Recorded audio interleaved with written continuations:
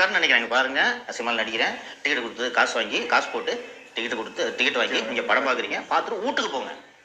இந்த பேனர் கட்டுறது, தலன் கட்டுறது, இந்த வேலையெல்லாம் பண்ணாத. என் தொழில் சினிமா, உனக்கு 1000 தொழில் இருக்கு. படம் பார்க்கறதோட என்டர்டைன்மெண்டா பார்த்துட்டு போன்றதை தான் அவர் தனது ரசிகர்களுக்கு தொடர்ந்து சொல்லிக் கொண்டு வருகிறார்.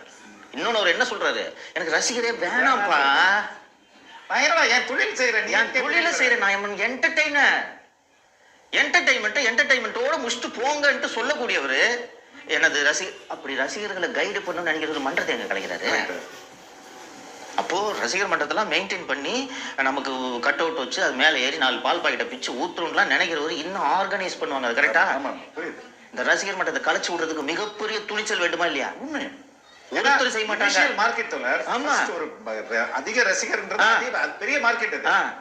10-15 நாளைக்கு ரசிகரே படத்தை. ஆமா, இது மாதிரி பல படங்கள் ஓடி இருக்கு. ஆமா இல்லையா? திருப்பி போய் பார்க்க வைக்கிறது.